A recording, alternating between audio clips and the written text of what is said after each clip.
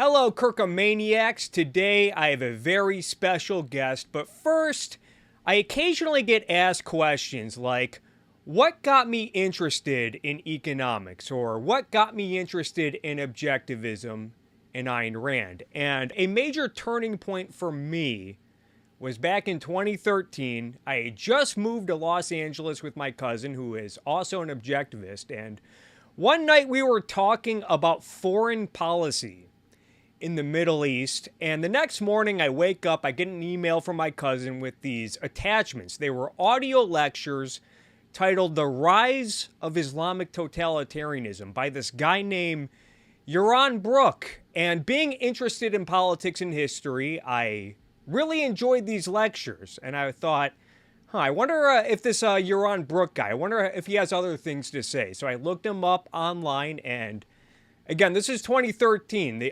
Most of what I could find were these YouTube videos of him talking about free markets and the morality of capitalism.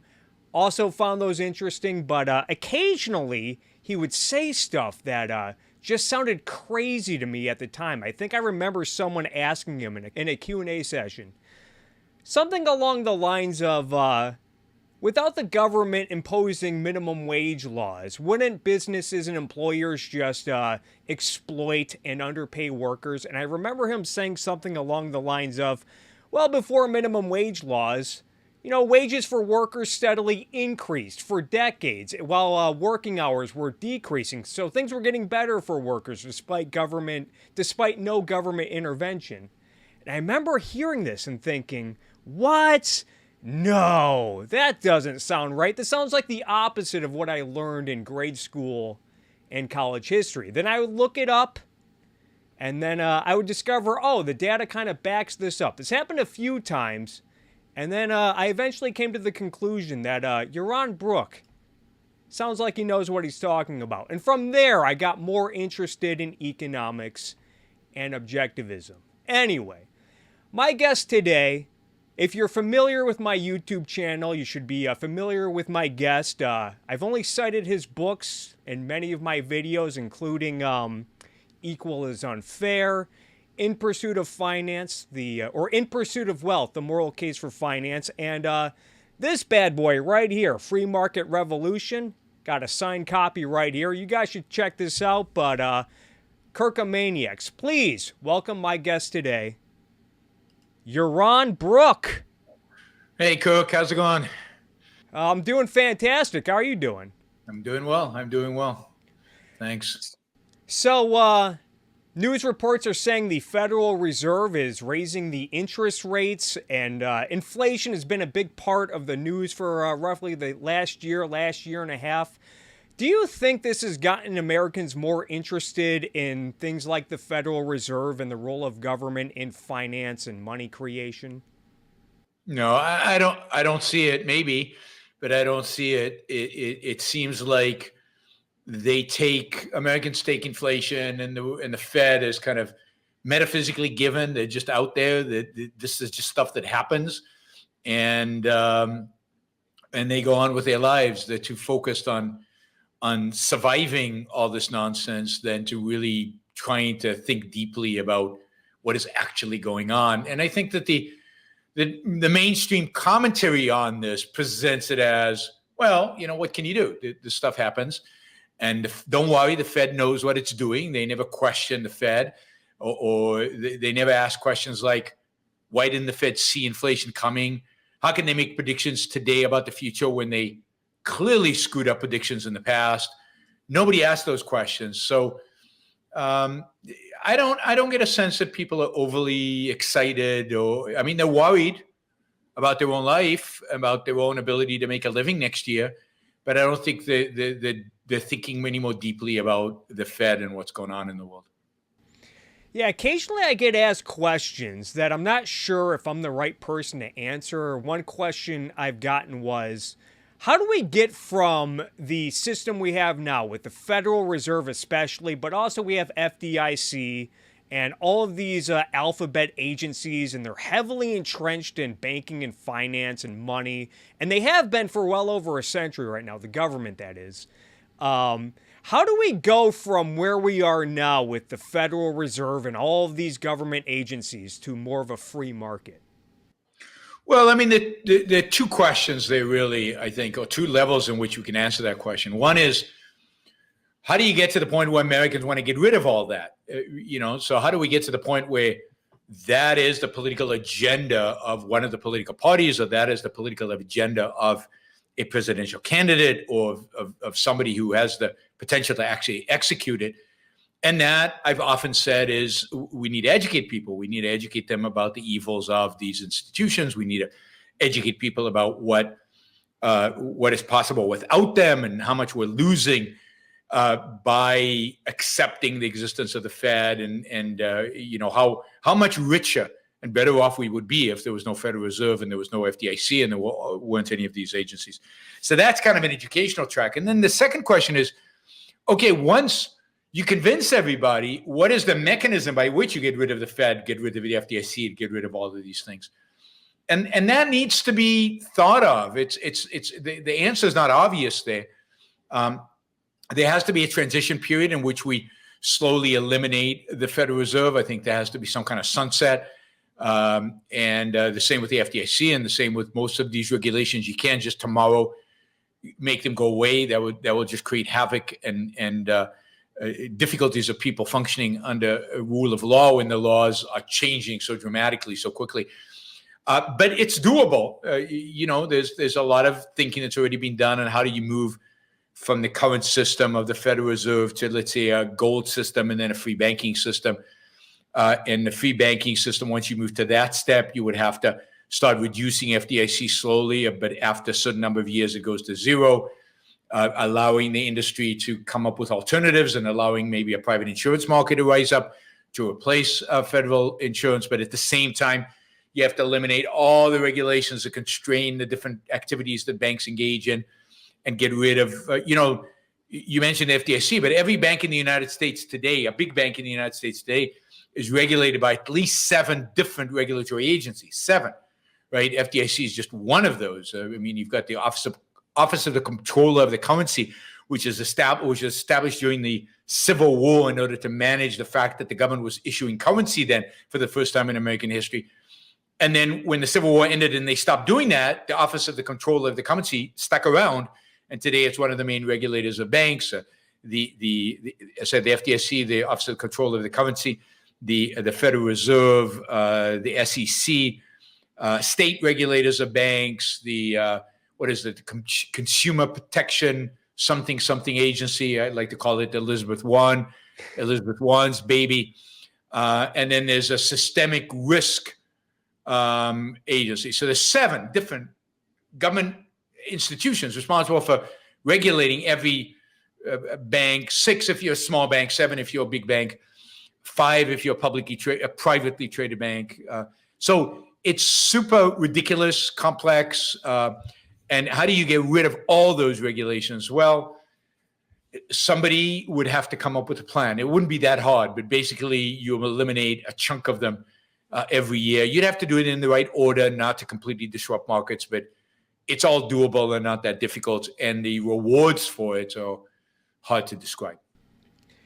Yeah, right now there's this scandal going on in the financial world. I know you've talked about it a lot in your show lately. It's mostly in cryptocurrency. It's this exchange called FTX, which went bankrupt. The CEO is now under arrest. And one of the major aspects of this story was that the people who deposited money in this exchange found out that their money was gone.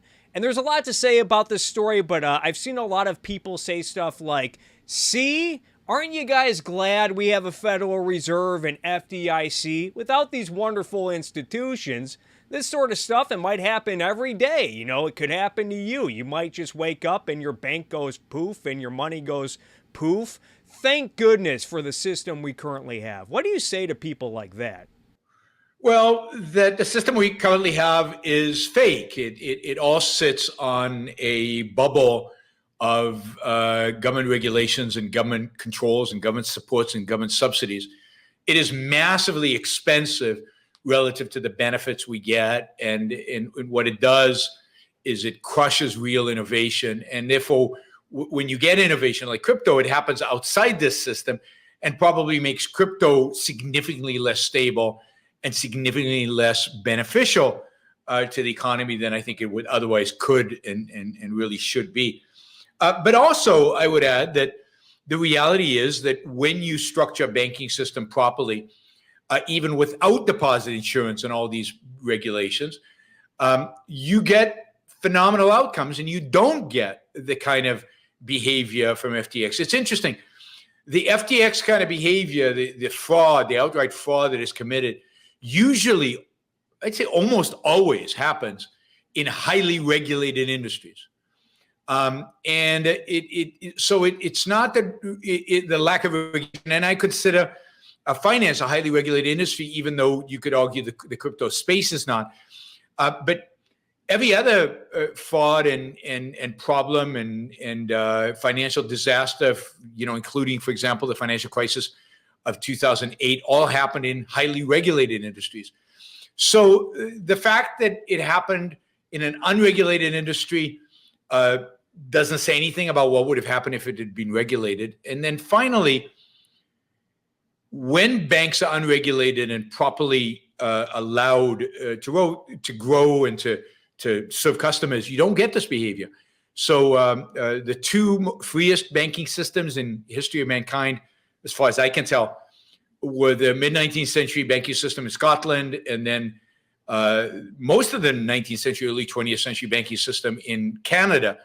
And both of those systems were unbelievably stable, had almost no government regulations, no bank runs, and behaved phenomenally. So no, we have, part of the problem is when you give deposit insurance and we regulate banking so much, you kind of create investor expectations that that's going to happen. And then investors don't take up the mantle of properly thinking about where they put their money. I mean, which one of your listeners thinks about which bank to put their money in, gives it a second thought? We don't, because of deposit insurance. Well, now extrapolate to, do you give a second thought about your money at Robinhood? Is your money in Robinhood federally insured? It's not. But how many of you even think about that? Don't you just assume the government will bail you out no matter what happens? So that creates a mentality of unthinking. And a mentality of unthinking creates instability and creates more opportunities for fraud. So regulations actually dumb us down.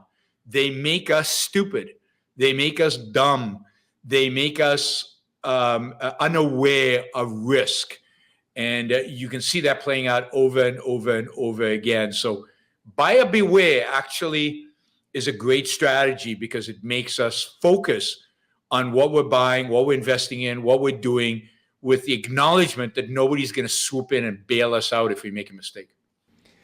Yeah, you bring up risk, and it's funny because I've been watching this new documentary series on HBO about Richard Branson. I thought he had a pretty interesting quote when he said that the person who takes no risks never truly lives. And I feel like a lot of the regulation that we see, it's based on this notion that government needs to protect people from risk, if not at the very least minimize it, which, correct me if I'm mistaken, but I think especially today, but even in a free market, anything you do with your money involves risk. Even if you stuffed all of your money in a sock drawer or under your bed, your house could burn down, you could slowly get robbed, maybe one of your kids finds out about your money stash and slowly steals from you. And in today's world, if you stuffed $20,000 in a sock drawer 3 years ago, you probably would have lost thousands of dollars by now from inflation. So is it unrealistic to expect there to be zero risk in the real world? Yeah, I mean, life is risky. You could get run over tomorrow, and it's not all in your control. You can be driving down the highway, as I was in California this summer, and some drunk driver can behave on the road that causes a major accident. Luckily, he came out of it okay, but God, I could have died, and just like that. So life is risk. Everything about life, about the future, is uncertain. Because the future is uncertain, you cannot control every element and everything that happens in the future. You live in a world with risk. And indeed, that is what creates, it also is what creates so many opportunities for us. If you're rational, if you're a clear thinker, if you invest in yourself, then you have opportunities to change the future, to make the future better for you, better for the world. If you invest, if you start a company that does very, very well. So riskiness, uncertainty is ametaphysical. It's not man-made. It's part of nature. It's part of the fact that time is what it is, and you can't predict every element of existence, and therefore uncertainty is always going to be there, and therefore risk is always going to be there. And the fact that you don't know and nobody knows exactly what's going to happen in the future creates opportunities for you to do better and better and better. It creates an opportunity for you to try to control as much of that future as possible and to make it successful. In finance, we talk about the fact that risk is an opportunity for higher returns, and taking on some controlled level of risk is the only way in which one can achieve significant financial returns into the future. If you want relatively low risk, you also have to accept relatively low returns. Stuffing your money in the mattress is going to produce low returns, maybe negative returns because of inflation. Putting it in the bank will generate maybe zero returns. Putting it in the stock market would give you a lot of volatility and a lot of risk. But over the long run, stock markets have given you, 10, 12% returns on average on an annual basis. So the more risk you're willing to tolerate, the more risk you're willing to take, the more likely it is that in the future you'll get rewarded for that risk. And I think that's true in life. If you wanna go on a date, but you're afraid to take risk, so you never ask the girl out because you're afraid to be turned down, and it's risky. God, it's risky to ask a girl out, right? I mean, we all get that heart palpitations, and it hasn't happened for me for many decades, but we're really worried about, will we be rejected? And a lot of men, unfortunately, are now so afraid of asking women out that they decide never to do it again and go their own way, I guess. So you're living a safe life. Nobody's going to reject you, but you never have a relationship. And because you never have a relationship, you never get the upside of having that relationship. So again, risk return, taking on risk, calculated risk, rational risk is the way in which we advance in life. If you don't, if you want to start a business, but you're not willing to take a risk, you'll never start a business. You'll never make real your dream. You'll never make real your ambition. You'll never make real, what you want to do in your life. So in every aspect of our life, finance and economics included, in every aspect of our life, a life without risk is a life not worth living. And risk, that is the possibility of failure, is associated with the possibility of success. And life is about success. And if you're not willing to pursue success, why live? Could you imagine if they tried to create a government agency that protected people from the risk of getting rejected on a date? Yeah, I mean, you call that arranged marriages, or you can call that government. In Plato's Republic, a big part of where this attempt to manage our risk comes from. In Plato's Republic, you didn't decide who you married. And Plato's the Republic, the experts, the philosopher kings decided who you married. People have imagined this. There are people out there who would like to imagine it. They would like to take your DNA and maybe match you up with the eugenicists out there of various types that would like to manage that. We could ban saying no. We're trying to ban offending people, right? So if you ban offending people, and I'm offended by being rejected when asked on a date, why not ban a no? I mean, it's ridiculous, but it's not science fiction to imagine a world in which the government or some of our control freak fellow citizens would like to control even that. I mean, certainly there are men out there that would like to put women by force back in the kitchen and prevent them from saying no for a date request. I think there was one conservative commentator a few weeks ago who got someone dug up like an old clip from earlier this year where he said that arranged marriages would be preferable to the dating scene that we have today with like all of the dating apps and whatnot. Which there's a discussion to be had there, but this notion that arranged marriages is preferable to that is just bonkers. There's no discussion. Yeah. There's no discussion. Choice is always preferable to authority. Well, no, I think the point I was making was there's a discussion to be said about like some of the maybe more undesirable trends in the dating scene today. Although I wouldn't really know much about that, but I'm sure there are undesirable yeah, features of the dating scene. But you know what? As somebody who hasn't dated in 40 years, there were a lot of undesirable features of the dating scene 40 years ago. exactly. And my guess is that 80 years ago, there were also a lot of undesirable trends. And those trends might shift. They might not be the same, but dating's always been hard. Dating's always required effort and required, it required challenges. I have talked on my show about, I think, in a sense, the rise of independent women as being a real challenge for men. But yeah, I view that as a good challenge, not a bad challenge. Bringing it back to economics, before all of this crazy spending on rescuing and stimulating the economy, there was this new thought on economics emerging. Some people call it MMT, modern monetary theory. I call it PMMT, print more money theory, because that's what it sounds like whenever I've looked into it. It sounds like a bunch of hocus pocus. It was spearheaded by this economist who I think teaches at Stony Brook University named Stephanie Kelton, who I think was also an advisor to Bernie Sanders. What a surprise. But am I wrong about PMMT? And do you think that it has been discredited over the last couple years? I mean, I think it should have been discredited. I'm not sure it has been. I'm sure once this little bout of inflation or whatever happens goes away, they will come back and have explanations for everything.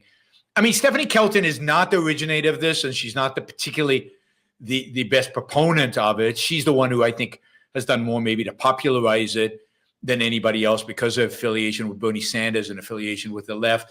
But funnily enough, there are quite a few right-wing proponents of MMT. So MMT is not just a crazy, it's not as obviously crazy as it first appears. There's some sophisticated thinkers who advocate for MMT.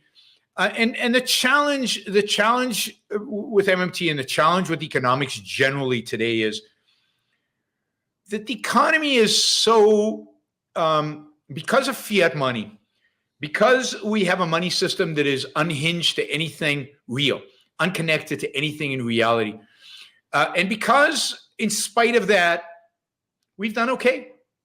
You know, I think we could have done a lot better, but we've done okay. Standard of living's gone up, quality of life has gone up, people are wealthier, people are doing okay. That it's given credibility to this fiat money kind of standard, and everybody thinks, yeah, can't imagine anything different. But then figuring out how economics works when the Fed can create money whenever it wants, that the government can run deficits pretty much unstoppable, and it creates all kinds of weird aspects of the economy that are hard to understand and hard to track. You know, there was a period in the early 2000s where every free market economist in the world was saying, early 2010s, oh, there's going to be inflation because of QE and because of everything that happened during the great financial crisis. And there wasn't inflation.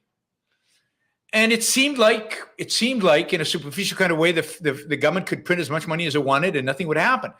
And that gave some legitimacy, supposed legitimacy, to the MMT crowd.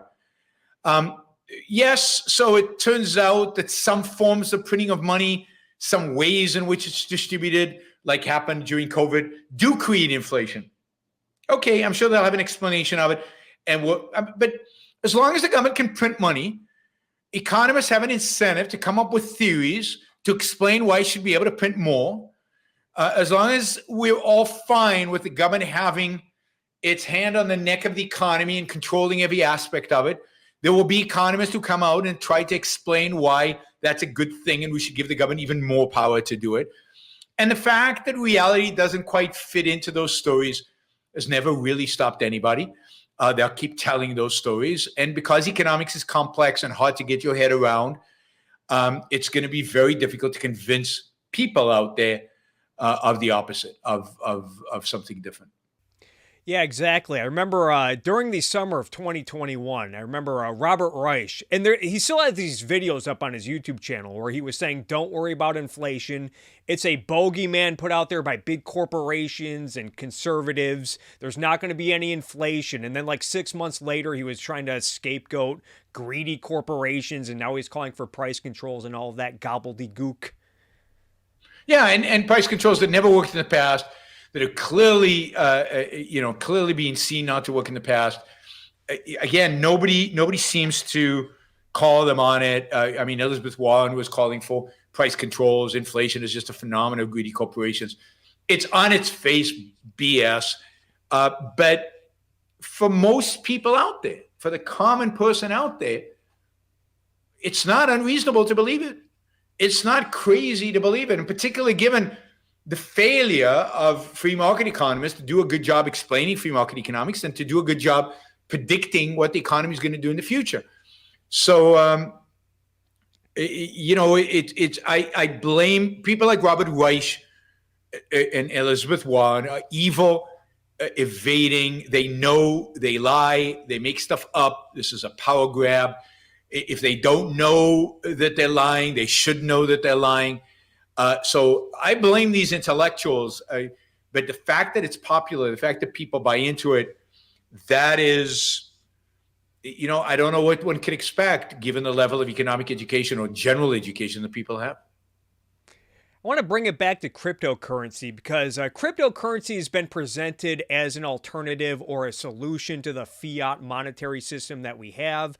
I've seen people say that crypto, notably Bitcoin, will replace the dollar or at least compete with the dollar. I've been pretty agnostic on the whole issue. I'm not a hater, but I'm very hesitant to adopt it. But especially looking at this whole FTX scandal recently, part of me cannot help but wonder if we're seeing the beginning of the end, or do you think cryptocurrency could potentially replace the current system or at least compete with it? Yeah, no, I don't think the future of cryptocurrency is as currency and as competition to the dollar. I think to the extent that Bitcoin and other crypto becomes competition to the dollar, I think the government will shut it down. So I don't think the Federal Reserve and the U.S. government is willing to accept a competitor to the dollar, a free market competitor to the dollar. One could imagine crypto being an alternative currency for moving money where it's illegal to move money. So today, if you want to get money out of China, cryptocurrency is the way to do it. Cryptocurrency is very, very popular in Vietnam. The country that has the highest adoption rate of using crypto as money is Vietnam. And the reason that is that most Vietnamese don't have bank accounts. The banking system is super primitive. Cryptocurrency allows people to engage in digital transactions that are very cost effective, and then you can convert the digital currency into local currency. So it can be used on apps, and some of the most successful digital currencies, if you will, were WeChat, and WeChat has a digital currency, as so does Alibaba in China. And again, it's because people were too poor and didn't have their banking system was too primitive and didn't so they didn't have Venmo, they didn't have PayPal, and actually the WeChat and the Alibaba are better than PayPal and Venmo, and lower transaction costs ultimately. But so I think it serves a certain function in less advanced part of the world where people want to be able to transfer money securely, but it has very little to add in the advanced world. And to the extent that it actually tries to compete, the government will shut it down. The government will not allow it. On the other hand, I do think that the blockchain technology, I think that some of these cryptos, we will discover they have other functions. They have other ways in which they are useful, where the transfer of money is just one little aspect of it. I think smart contracts are going to be a significant part of that. In that sense, I'm a little bit more excited in Ethereum than I am in crypto, in Bitcoin. But who knows? I mean, the beauty of new technology is that you can't tell where it's gonna lead. I look at what's happening right now in crypto as, this is what kind of happens in a completely new world, and in something where people really don't know what they're doing, and people got a little insanely emotionally involved in it and irrationally involved in it. So you're getting crashes and corruption and things like that. That'll kind of be flushed out of the system. There's a lot of real smart money in crypto. I think working on things that crypto can add to our lives that maybe cannot be added to our lives with anything else. So again, I'm not investing in it because I don't completely understand it, and I don't see the killer app yet. But I am not a hater, and I respect smart money. I respect finance too much not to respect smart money. And when I see smart money going into some of these things, there's probably something there. Something will cover it. It's not going to be as a replacement or competitor to the dollar, but it might be as a new way of raising money for venture capital. It might be as a different way to create contracts and to get rid of middlemen like lawyers and others. It might be all kinds of things that we find it hard to imagine today, but in 10 years, we will just take for granted. I want to talk about the whole GameStop meme stock story, which is almost 2 years old, and I imagine some people might be hearing me ask about this, thinking, who cares? It's old news, and I wish that were the case, because there's a new Netflix documentary series that just got released earlier this year. There was a documentary series on HBO, and I've read articles that there's a movie in the works being made about this. But a big takeaway from me from that whole story was how much of the country, and when to think about politics, left, right, center, libertarian, even some free market people, much of the culture still has this negative attitude toward banking and finance, because that's what really got people excited was, all of these average Joe traders and investors, they're really taking it to the hedge funds and the elites and Wall Street and all that. What was your takeaway from all that? Well, first, it's interesting. I think there was a story yesterday or the day before yesterday that the Feds arrested a number of people associated with hyping stocks, the kind of meme stocks. Now, I don't know if the accusations are legit or not, but the idea was that they were hyping up stocks, getting people to buy them, and then dumping them.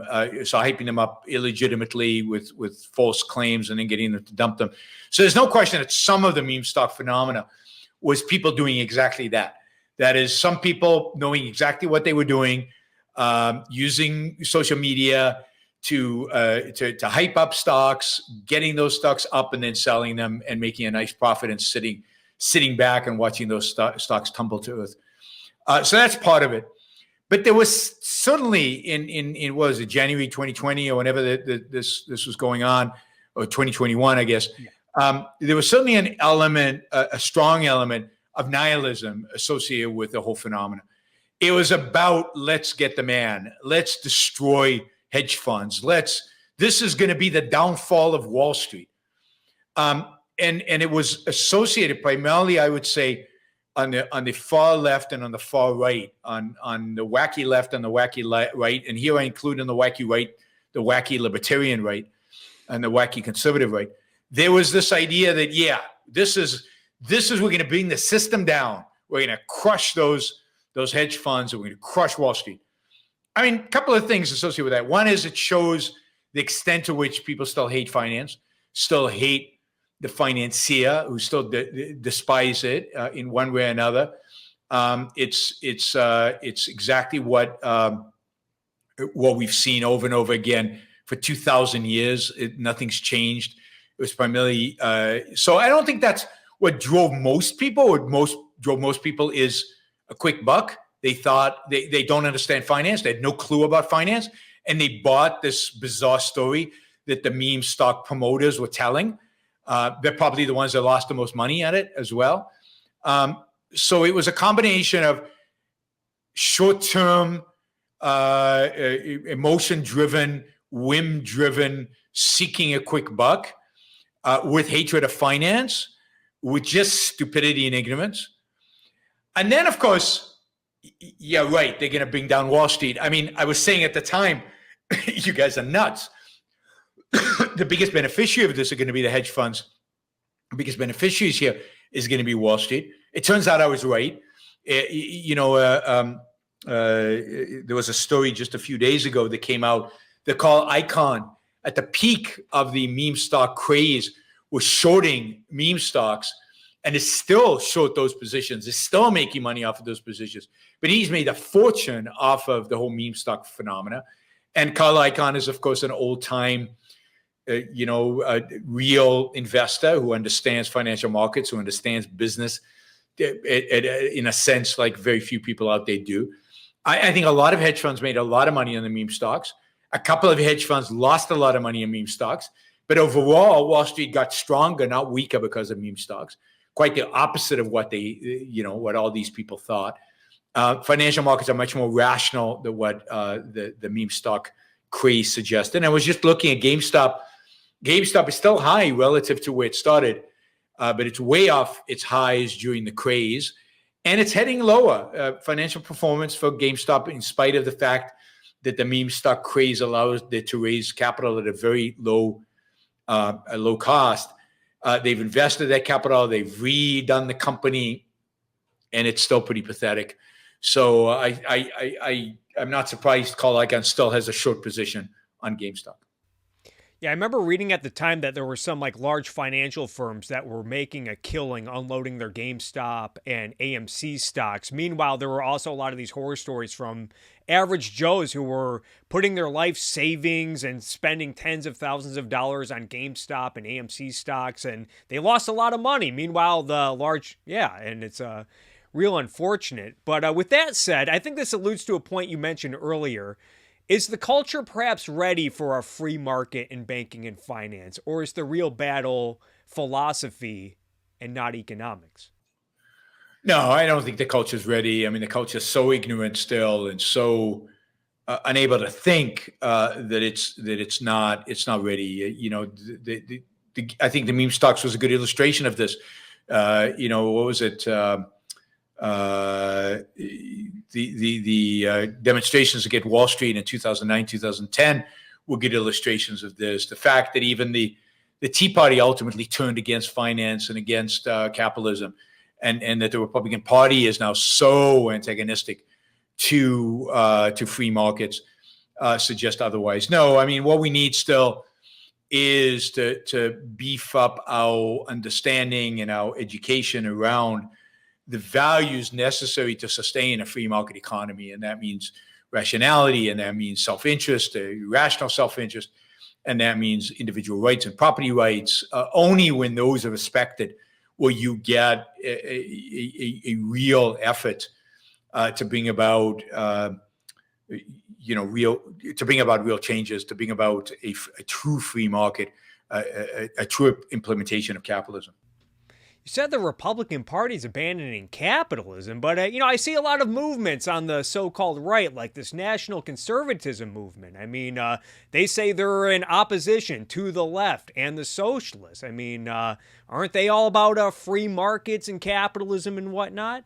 No, quite the contrary. I mean, they're exactly the same as the left. They just want to use the power differently. They want to control us in different ways. They want to regulate different industries. But there's no difference between the right and the left today in terms of their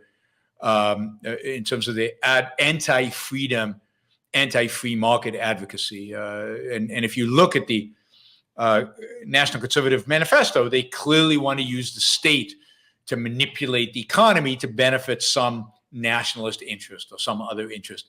It's not about freedom. Neither one of those is about freedom. Yeah, it's really disappointing to see because I remember about 6, 7, 8 years ago, a lot of people on the right were really all about, maybe they weren't perfect articulators of free markets and capitalism, but they were still paying the lip service, really praising the founding fathers and the Constitution. And a lot of those same people have now kind of really embraced the more religious elements. And you see this national conservatism movement. I was watching some speeches at this event from a few weeks ago, and they're like really comfortable with concepts like Christian nationalism. They don't even talk about free markets or anything like that anymore. And as you said, quite the contrary. They're all about government intervention. Absolutely, and I think Trump accelerated that trend that was already existed within the right, but it's a trend that really got started once the mall majority kind of came to dominate the Republican Party in the 1980s. It's a movement that started under Ronald Reagan. In spite of the fact that I don't think he was part of it, he was the one who gave them credibility and brought them into the Republican Party. It's why Ayn Rand was so opposed to Ronald Reagan, as she understood that he would place religion at the center of the Republican Party and make it the only defense that they would be willing to give to free markets. Well, we know that religion and free markets don't go together at the end of the day. So what do they drop? They won't drop religion. What they'll drop is free markets. Yeah, and it's really unfortunate, but I think that's all I have to ask you about today. Tell people where they can find you at. So Yaron Brook show on YouTube. You can follow me on Twitter, Yaron Brook. You can follow me on Facebook. I think it's Yaron Brook as well. So check out the Twitter feed and check out my social media feeds. And of course, if you want to learn more about Ayn Rand, it's aynrand.org. That's the Ayn Rand Institute website. Yeah, and I also want to recommend, Yaron has done debates with people from the left and the right, including Yoram Hazony, who is one of the big spearheads of this national conservatism movement, and Richard Wolff, the Marxist economist that a lot of leftists love and adore. And all of those videos on my channel. So all of those can be found on my channel, the Yaron Brook channel on YouTube. Yes, and I want to thank you, Yaron. Thanks a lot for having a chat with me today. And my pleasure. Thank you for everything you do. I've learned a lot from you over the last decade or so. But that's all for today. Thanks a lot I hope you Kirkomaniacs out there had as much fun as I did today. And Merry Christmas.